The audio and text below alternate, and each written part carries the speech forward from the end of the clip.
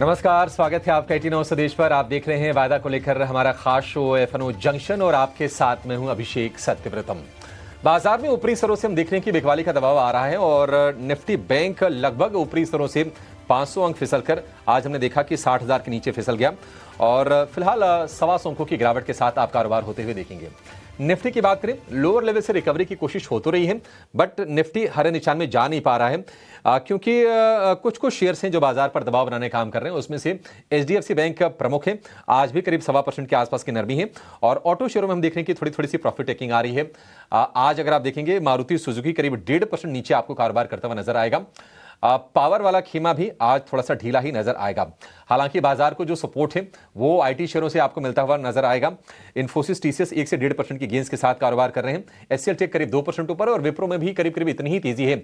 लेकिन आज के अब कह सकते हैं कि पिक ऑफ द सेक्टर है ज्वेलरी। टाइटन है लीडर, 4% के गेंस टाइटन में है। निफ्टी का सबसे ज्यादा चढ़ने वाला शेयर है और इसके अलावा सेनको गोल्ड, कल्याण ज्वेलर्स में भी हम देख रहे हैं कि 8 से 10% के आसपास की शानदार तेजी पर आपको कारोबार होता हुआ नजर आएगा। सवाल यह है कि बाजार में आपकी रणनीति क्या होनी चाहिए। 26,100 की सपोर्ट को निफ्टी होल्ड तो कर रहा है, 26,200 के ऊपर जाने में दिक्कतें फिर से होने लगी हैं।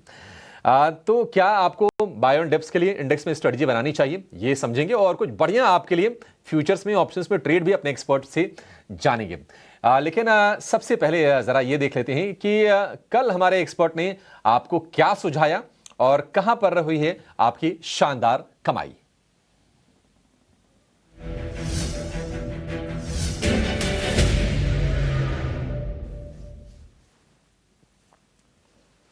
कल हमारे साथ जेएम फाइनेंशियल के अक्षय भागवत जुड़े थे और अक्षय जी ने कई सारे ऐसे शेयर बताए जहां पर आपके अच्छे रिटर्न्स बने।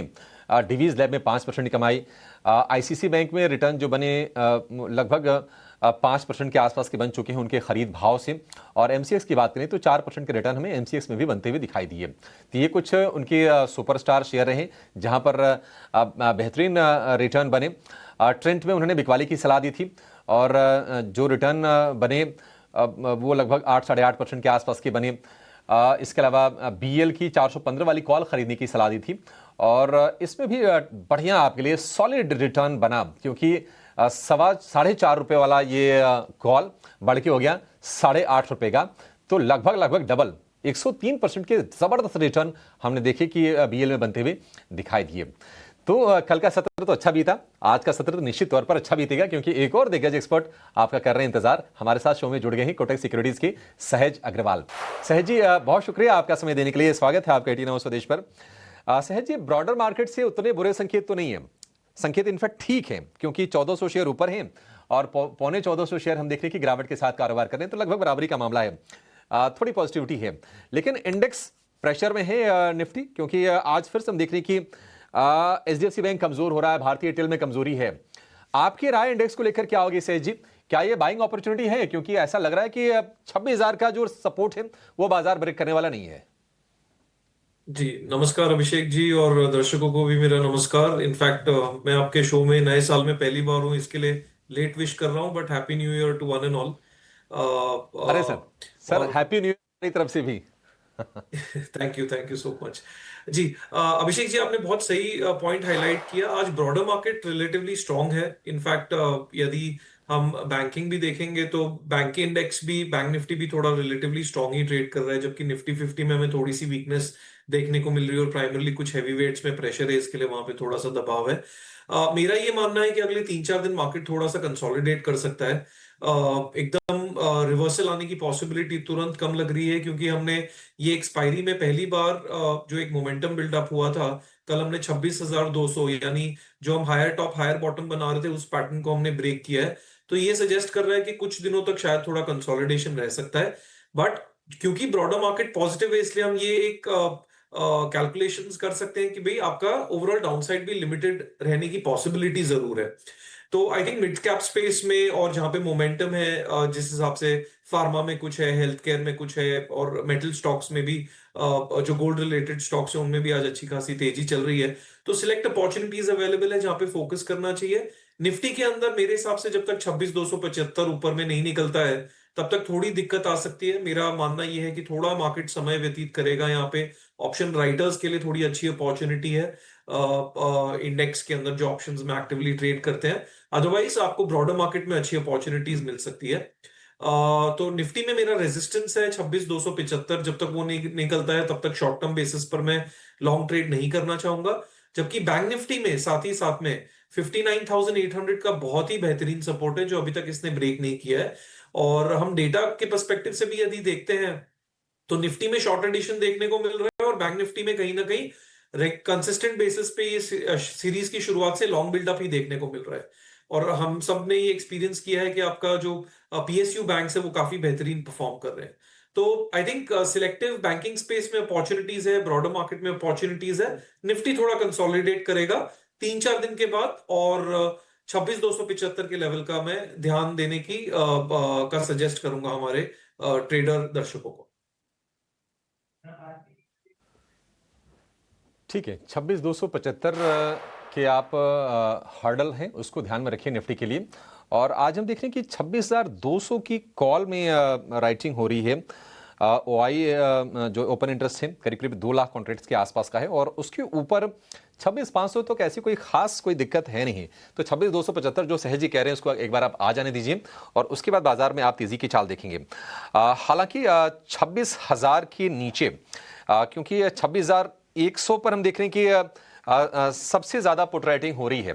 करीब करीब 2.25 लाख कॉन्ट्रैक्ट्स का ओआई है, और उसके नीचे 25,700 और 25,500 वहां पर भी पुट राइटिंग हो रही है। तो बाजार थोड़ा सा कॉशियस है, तो आप इंडेक्स को बेहतर है कि आप फिलहाल के लिए अवॉइड कीजिए, और ब्रॉडर मार्केट में आप मौके खोजिए। और मौके सहज जी भी आपको बताएंगे, और हम भी कुछ उनसे पूछेंगे शेयरों के बारे में, और आपके पैसे आज भी निश्चित तौर पर बन जाएंगे।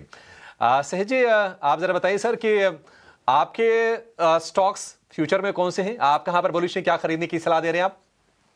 जी, एक तो डिफेंसिव स्पेस में से डिवीज लैब अच्छा लग रहा है। ओवरऑल फार्मा सेक्टर थोड़ा अच्छा परफॉर्म कर रहा है अभी। तो यहाँ पे हमें एक रेंज, डेली रेंज का एक ब्रेकआउट दिख रहा है टेक्निकल पर्सपेक्टिव से जिसे बोलते हैं। तो डिवीज लैब एक अच्छी अपॉर्चुनिटी लग रही है। 6400 का आपको यहाँ पे स्टॉप लॉस रखना है, और ऊपर की तरफ में 7,000 तक का टेक्निकल टारगेट इसमें बन रहा है। ये प्योर एक technical range breakout on daily charts का सेटअप है। रिस्क रिवॉर्ड भी काफी अट्रैक्टिव है, तो एक अपॉर्चुनिटी हमें डीवीज लैब लग रही है। और जो दूसरी अपॉर्चुनिटी है वो हम थोड़ा सा एग्रेसिव एक स्टांस ले रहे हैं, जहां पे अगेन एक रेंज ब्रेकआउट के बाद में एक पुल बैक दिया है स्टॉक ने डीएलएफ। अब डीएलएफ में यदि आप देखेंगे 2 दिन पहले स्टॉक ने ब्रेकआउट दिया था, और ब्रेकआउट के बाद आज थोड़ा सा करेक्ट किया है। तो यूजुअली जब रेंज ब्रेकआउट के बाद जो करेक्शन होता है वो फ्रेश एंट्री के लिए एक एक डिफाइंड अच्छा सेटअप होता है, जहां पे आप कंफर्टेबल एंट्री पॉइंट ले सकते हैं ट्रेंड कंटिन्यूएशन के लिए। तो उस दृष्टि से डीएलएफ लॉन्ग कर सकते हैं 688 का स्टॉप लॉस रख के। ऊपर की तरफ में 750 तक का टारगेट इसमें नजर आ रहा है। अगेन इसमें भी डेली रेंज ब्रेकआउट का ही सेटअप है। तो ये दो अपॉर्चुनिटीज मुझे फिलहाल के लिए डेटा और टेक्निकल सेटअप के पर्सपेक्टिव से अच्छी लग रही है। ठीक है, बढ़िया है। आज हम वैसे भी देख रहे हैं कि फार्मा में मोमेंटम है। फार्मा स्टॉक्स और हॉस्पिटल स्टॉक्स वहां पर आज आपको लॉन्ग एडिशन होते हुए दिखाई देंगे। डिवीज लैब को खरीदने की सलाह दे रहे हैं सहज जी, और ये प्राइसेस जो सहज जी देते हैं वो कैश के ही देते हैं, इसलिए कैश के भाव हम लगा के आपको दे रहे हैं। 7,000 रुपए के टारगेट और 6,400 रुपए के स्टॉप लॉस आप लगाइए डिवीज लैब में। और इसके अलावा भी दूसरा शेयर आपने सहज जी कौन सा बताया डीवीज के अलावा? दूसरा मैंने आपको बताया डीएलएफ, जो अगेन एक ब्रेकआउट देके पुल बैक मोड में है, अभी हल्का सा करेक्शन दिया है डीएलएफ। तो ये अपॉर्चुनिटी यहाँ पे अच्छी लग रही है, जहां पे आप 688 का स्टॉप लॉस रख सकते हैं, और ऊपर में 750 तक जाने की क्षमता स्टॉक रखता है। 688 रुपए का स्टॉप लॉस होगा और 750 रुपए के टारगेट होंगे डीएलएफ में। ये पोजिशनल व्यू है। हालांकि 1% के आसपास की नरमी आज हम डीएलएफ के शेयर में देख रहे हैं। कुछ कुछ स्टॉक्स हैं इंक्लूडिंग लुढ़ा, जहां पर आज के सत्र में आपको बाइंग दिखाई देगी। रियल एस्टेट वैसे भी थोड़ा निराश किया है, 2025 में तो काफी ज्यादा परेशान किया। अब ये प्री सेल्स वगैरह के अच्छे नंबर आ रहे हैं तो थोड़े बहुत अपटिक आ रही है शेयरों में। अदरवाइज बहुत ही आपको स्टॉक स्पेसिफिक होना है, और दिग्गज के साथ जा रहे हैं सहज जी। 750 के टारगेट के साथ आपको खरीदने की सलाह है। 688 रुपए का, तो नजदीक का स्टॉप लॉस से थोड़ा दूर का टारगेट है। बढ़िया मोमेंटम इसमें बनता हुआ देख रहे हैं। लोढ़ा में करीब करीब आधे % के गेन से, हालांकि जो शुरुआत हुई थी 1136 रुपए का हाई बनाने के बाद 1170 रुपए के आसपास आपको लोढ़ा कारोबार करता हुआ नजर आएगा। अच्छा, आगे बढ़ने से पहले एक बार जरा ना एचडीएफसी बैंक पर व्यू ले लेते हैं। अभी थोड़ी देर पहले हमारी टिकर टीम फ्लैश कर रही थी कि करीब 1.25 करोड़ शेयरों की ब्लॉक डील हुई है एचडीएफसी बैंक में। तो लगातार थर्ड डे में हम प्रेशर देख रहे हैं एचडीएफसी बैंक में, और एलडीआर यानी कि लोन टू डिपॉजिट रेशियो में जो बढ़त आई है उसके बाद से बाजार थोड़ा सा नर्वस है शेयर को लेकर, और कल भी हमने गिरावट देखी और आज फिर से गिरावट का एक्सटेंशन हो रहा है। 950 के आसपास आ गए हैं एचडीएफसी बैंक के प्राइसेस, और जितने भी क्रूशियल डेली मूविंग एवरेजेस हैं उसके नीचे आपको कारोबार करता हुआ दिखाई देगा एचडीएफसी बैंक का शेयर। 950 रुपए के प्राइस, सहज जी कितने सहज हैं आप एचडीएफसी बैंक को लेकर? क्या यहां से बाइंग करनी चाहिए या फिर जब तक गिरावट रुक ना जाए तब तक हाथ नहीं लगाना है शेयर को? जी, अगेन इसमें एक बहुत ही क्लियर व्यू है और जिसको हम बहुत क्लोजली लेवल को वॉच कर रहे हैं। पिछले आई थिंक 6 महीने में ये स्टॉक ने नीचे की तरफ में 935 का लेवल नहीं तोड़ा है, और इनफैक्ट वो एक सेटअप के हिसाब से काफी क्रिटिकल लेवल बन जाता है। जो मंथली बेसिस पर हम मोमेंटम की बात करते हैं तो आई थिंक 935 का लेवल ये स्टॉक को सपोर्ट रखना चाहिए, और जब तक वो नहीं टूटता है तब तक आप फिर भी इसमें अप ट्रेंड की एक बेट ले सकते हैं। अभी तो फिलहाल बहुत उस प्राइस के नजदीक है, 2% ही दूर है वहां से हम, बट 935 मेरे हिसाब से एक बहुत ही क्रिटिकल लेवल है। यदि ये ब्रेक नहीं करता है तो हम इसमें बाउंस बैक एक्सपेक्ट कर सकते हैं, बट क्योंकि शॉर्ट टर्म जो न्यूज फ्लो रहे हैं बैंकिंग और एनबीएफसीज को लेके उसमें कहीं ना कहीं थोड़ी सी नर्वसनेस है, इसके चलते लेवल की इंपॉर्टेंस और ज्यादा बढ़ जाती है। तो मेरा ये एडवाइस रहेगा इन्वेस्टर्स के लिए, तो नो डाउट एचडीएफसी बहुत ही बेहतरीन स्टॉक है और फंडामेंटली हमारा भी लॉन्ग टर्म पर्सपेक्टिव इसमें पॉजिटिव ही है, बट हमारे ट्रेडर दर्शकों के लिए मेरा मानना ये रहेगा कि यदि आपकी प्योर ट्रेडिंग पोजीशन है तो 935 क्लोजिंग बेसिस का स्टॉप लॉस मेंटेन कीजिए। यदि उसके नीचे क्लोजिंग आता है तो थोड़ा और रिएक्शन स्टॉक दे सकता है, और यहां से यदि रिवर्सल में दिखे, मोमेंटम थोड़ा सा पिकअप होते दिखे तो आप एक मोमेंटम कंटिन्यूएशन का ट्रेड भी ले सकते हैं। तो जी 935 का मैं सपोर्ट इसमें बहुत ही सरलता से आपको बताना चाहूंगा। ठीक है, 935 रुपए का, यानी कि यहां से लगभग 16 रुपए नीचे इसका सपोर्ट है एचडीएफसी बैंक का। अगर वो ब्रेक हुआ तो फिर बिकवाली आप और गहराते हुए देखेंगे एचडीएफसी बैंक के शेयर में। चलिए आगे बढ़ते हैं और अब जान लेते हैं कि वायदा में आज क्या एक्शन है, कौन से शेयर चढ़ रहे हैं, कहां पर लॉन्ग एडिशन हो रहे हैं, कहां शॉर्ट कवरिंग हो रही है, कहां पर हम तेजी के सौदे कटते हुए देख रहे हैं और कहां पर नए शॉर्ट्स इनिशिएट हो रहे हैं। सबसे पहले बातचीत करेंगे उन शेयरों की जहां पर हो रही है ताजा खरीदारी।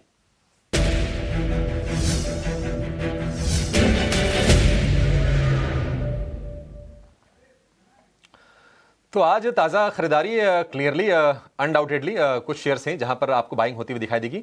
टाइटन में तेजी आज हो रही है, कल्याण ज्वेलर्स में भी तेजी हो रही है। इसके अलावा केंसटेक में थोड़ी सी बाइंग आई है। हम देख रहे थे कि शेयर ये 52 हफ्ते के निचले स्तर पर चला गया था, वहां से थोड़ी सी बाइंग आ रही है केंसटेक के शेयर में, पता नहीं कितनी सस्टेन करेगी। टोरेंट फार्मा, चूंकि फार्मा एज अ पैक आज बढ़िया परफॉर्म कर रहा है, लेकिन शुरुआत निश्चित तौर पर टाइटन से करना चाहेंगे। वाई एडिशन लगभग 6.5% के आसपास का और शेयर है करीब 4.5% ऊपर, और पिछले साल भर में बढ़िया से परफॉर्म किया। अब तो रिकॉर्ड हाइस पर जाके कारोबार कर रहा है टाइटन का। जिस तरह की ग्रोथ इन्होंने डिलीवर की अपनी ज्वेलरी बिजनेस में, लगभग 40% के आसपास की। राय आपकी सहज जी टाइटन को लेकर क्या है? अभी कितनी तेजी आप देख रहे हैं और क्या 4.5% चढ़ने के बाद भी आपका कन्विक्शन अलाउ कर रहा है शेयर में बाइंग करने के लिए? जी इनफैक्ट अनफॉर्चुनेटली मैं कंफर्टेबल नहीं हूं इसमें, क्योंकि मेनली क्या होता है एज अ ट्रेडर एक रिस्क डेफिनेशन होना बहुत जरूरी है, और आज क्योंकि स्टॉक ऑलरेडी 5% ऊपर चला है, ऑल टाइम हाई पे चल रहा है, और साथ में मार्केट का जो मोमेंटम है वो थोड़ा सा एकदम विपरीत चल रहा है। मैच हो रहा होता तो फिर भी आप एक मोमेंटम कंटिन्यूएशन का प्ले कर सकते हैं, नो डाउट ये स्टॉक चल सकता है, पर मैं purely from risk reward perspective fresh suggestion यहाँ पे देने से अवॉइड करूंगा, बिकॉज ये हमारे जो पैरामीटर्स होते हैं उसमें सेट नहीं हो रहा है ये। तो मेरा ये सलाह रहेगा कि इन्वेस्टर्स जो है वो होल्ड कर सकते हैं, बट एज ए ट्रेडर कुछ करेक्शन आए, कुछ कंसोलिडेशन हो, कुछ शॉर्ट टर्म लेवल्स मेच्योर होते दिखे तो इसमें काम करना ज्यादा कंफर्टेबल होगा। तो ये मेरी सलाह टाइटन को लेकर रहेगी फिलहाल के लिए। बढ़िया है सर, बिल्कुल सही सलाह है। महीने भर में लगभग 15% के आसपास का उछाल टाइटन में आ गया है और एक तरफा वन साइडेड रैली बनी है टाइटन की शेयर में। अच्छा, टाइटन ना सही, अगर हम सोने चांदी की बात कर रहे हैं तो दो और विकल्प हैं। हालांकि एक तो कैश का विकल्प है, बाकी कल्याण ज्वेलर्स तो एफएनओ में है, उसकी बातचीत हम कर सकते हैं। आप जरा दोनों बता दीजिए, सेनको गोल्ड और कल्याण ज्वेलर, आपका कंफर्ट कहां पर है, क्योंकि बड़ी तेजी तो यहां भी हो रही है। जी, इनफैक्ट अगर आप सेनको गोल्ड को देखते हैं तो वो बहुत समय से निचले स्तर पे कंसोलिडेट करके एक रेंज के अंदर ट्रेड कर रहा है। रेंज है आपका 300 से 400 के बीच में ट्रेड कर रहा है, और अभी एग्जैक्टली बीच में ही स्टॉक आके 360 के आसपास ट्रेड कर रहा है। और इसने एक ब्रेकआउट दिया है डेली चार्ट्स पे। जो इसका प्रीवियस रेजिस्टेंस था 340 345 का, उसको आज पहली बार ये इसने स्टॉक ने ब्रेक किया है। पार्शियल एंट्री अभी ले सकते हैं सेनको में फॉर श्योर, बिकॉज इसने एक डेली रेंज का ब्रेकआउट दिया है। और बाकी की जो एडिशनल बाइंग करनी है वो मेरे हिसाब से थोड़ा डिप्स पे करना ज्यादा मुनासिब रहेगा, ताकि आपको बेनिफिट ऑफ एवरेजिंग दिखे। ऊपर की तरफ में 400 तक जाने की क्षमता जरूर रखता है ये स्टॉक, बिकॉज ये इसके रेंज का अपर एंड है। और यदि ये 400 निकल जाता है तो फिर एक पोजिशनल पर्सपेक्टिव से इसमें लंबी चाल भी शुरू हो सकती है। बट आज की यदि बात करें तो पार्शियल बाइंग एडवाइजेबल है, एग्रेसिव तो नहीं होना चाहिए। ऑलरेडी स्टॉक 11% ऊपर है डेली बेसिस पर। करेक्शंस के अंदर डिप करने को जरूर इस स्टॉक को अपने रडार में रखना चाहिए।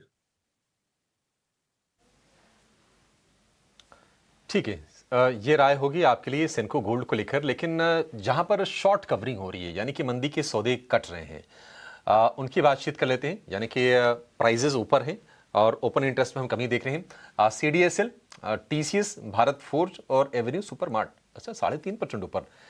डीमार्ट के शेयर में जब नंबर आए इनके Q3 के, तब तो शेयर नहीं चला। ब्रोकरेज भी इनकी थोड़ी स्लगिश ग्रोथ को लेकर चिंता जता रहे थे, लेकिन आज बाइंग मोमेंटम लौटा है। डीमार्ट थोड़ा सा लगाड़ रहा है। सहज जी, क्या आपको लगता है कि आज का जो अपमूव है उसको सस्टेन करेगा शेयर, और क्या इसमें बाइंग करनी चाहिए? जी, DMart in fact I think recently कोई बहुत बड़े ब्रोकरेज हाउस ने इसको अपने मॉडल पोर्टफोलियो में भी इंक्लूड किया है। ये तो एक न्यूज फ्लैश था जिसके वजह से स्टॉक शायद थोड़ा मोमेंटम में है। बट आई थिंक ओवरऑल जो इसका पैटर्न दिख रहा है, वर्टिकल फॉल दिया है स्टॉक ने। इनफैक्ट सितंबर के महीने से ये स्टॉक आपका कंटिन्यूस बेसिस पर सिर्फ वन वे में इसमें करेक्शन ही आया है। तो मेरा ये मानना है कि पॉजिटिव न्यूज फ्लो है। स्टॉक ने अच्छा, एक अभी पिछले 3 दिन का वॉल्यूम भी रिलेटिवली बेटर चल रहा है, तो ये चल सकता है स्टॉक। इसमें पॉसिबिलिटी जरूर है और ऊपर चलने की। इसका 3650 का सपोर्ट दिख रहा है हमें। और यदि हम टॉप टू बॉटम इसका सिर्फ 50% रिट्रेसमेंट भी लगाते हैं, जो आपका अच्छा खासा पोटेंशियल बन सकता है, तो 4200 तक जाने की स्टॉक की इसमें जगह है। तो करंट जो टेक्निकल सेटअप है, reversal pattern, volume, continuous correction, मेरा ये मानना है 3650 का इसमें सपोर्ट मान के आप 4250 4300 तक के लिए इसको एक पोजिशनल ट्रेड लेके चल सकते हैं। ये एकदम शॉर्ट टर्म मोमेंटम ट्रेड नहीं रहेगा, बट जी इसका सेटअप जरूर पॉजिटिव है।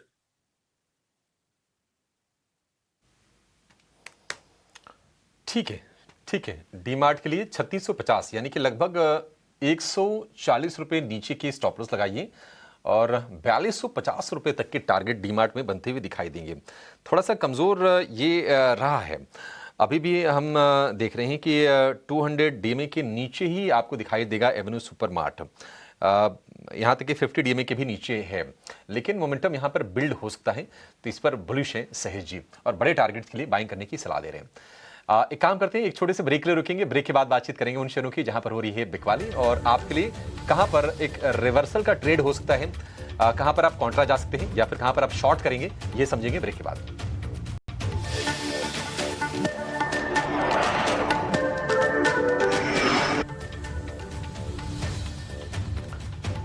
एफएनओ जंक्शन में आपका फिर से स्वागत है। और बाजार में हम देख रहे हैं कि एक दायरेबंद कारोबार हो रहा है, और निफ्टी कोशिश कर रहा है 26,100 के स्तर को बचाने की। निफ्टी बैंक में गिरावट है करीब करीब 125 अंकों के आसपास की, हालांकि 60,000 के लेवल के फिर से ऊपर निकल गया है निफ्टी बैंक। ब्रॉडर मार्केट से भी संकेत हैं रिलेटिवली आज के सत्र में थोड़े से बेहतर। हालांकि अगर आप एनएससी के शेयरों को देखेंगे तो लगभग बराबरी का आपको मुकाबला होता हुआ दिखाई देगा। इंडिया विक्स में थोड़ी नरमी आई है, 10 के नीचे आ गया इंडिया विक्स। लेकिन चलिए उन शेयरों की बातचीत करते हैं जहां पर आज हो रही है ताजा बिकवाली।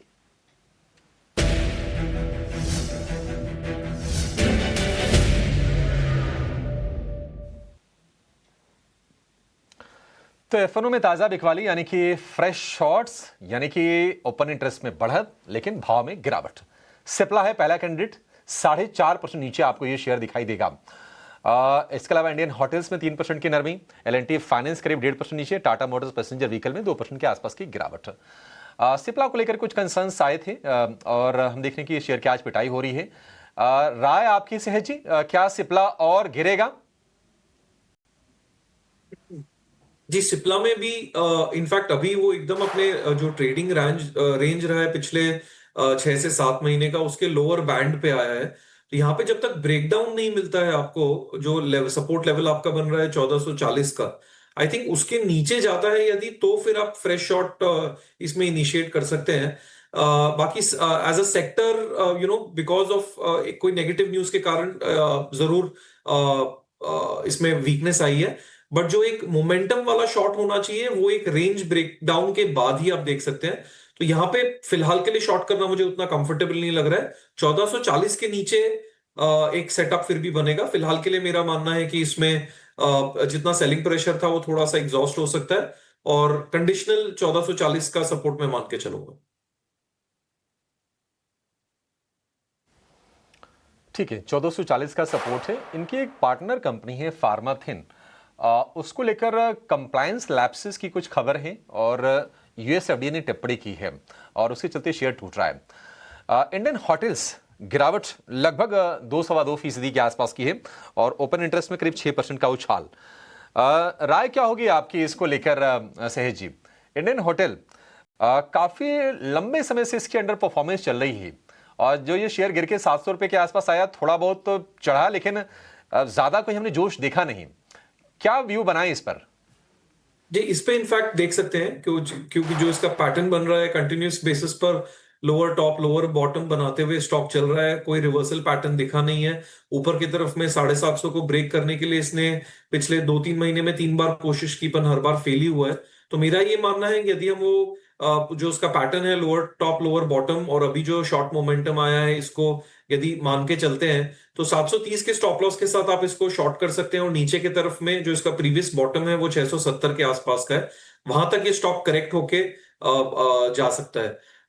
मल्टीपल कोशिश की है पर वीकनेस बरकरार है स्टॉक के अंदर, तो इसमें आप शॉर्ट कीजिए 730 के स्टॉप लॉस के साथ, और 670 का इसमें टारगेट रहेगा।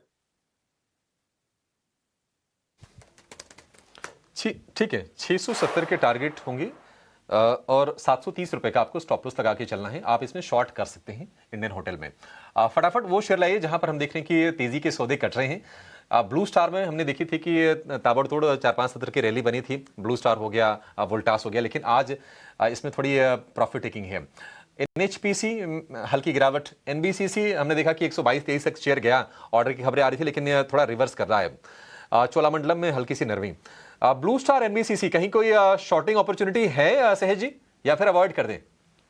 इनफैक्ट नहीं, मैंने जो आपने स्टॉक्स बताए मैंने उनको रिव्यू किया। इनमें से जो मुझे ट्रेडेबल एक लग रहा है वो फिलहाल के लिए चोला फाइनेंस लग रहा है, क्योंकि यहाँ पे हमें थोड़ा सा एक जो इसने शॉर्ट टर्म में रैली दी है आपकी 1580 से लेके ऊपर में 1830 तक की रैली इसने बहुत ही कम समय में दी है, 2 हफ्तों के अंदर ही बहुत ही बेहतरीन रिटर्न दिया है। तो यहाँ पे एक ट्रेडिंग पर्सपेक्टिव से थोड़ी प्रॉफिट बुकिंग आ सकती है, थोड़ा पुल बैक आ सकता है।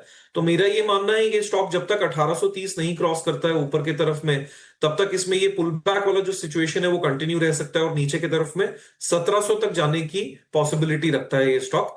इसके लिए प्योर ट्रेडिंग पर्सपेक्टिव से 1830 का स्टॉप लॉस रख के 1700 के टारगेट के लिए चोला फाइनेंस को शॉर्ट टर्म ट्रेडिंग के लिए हमारे ट्रेडर दर्शक देख सकते हैं।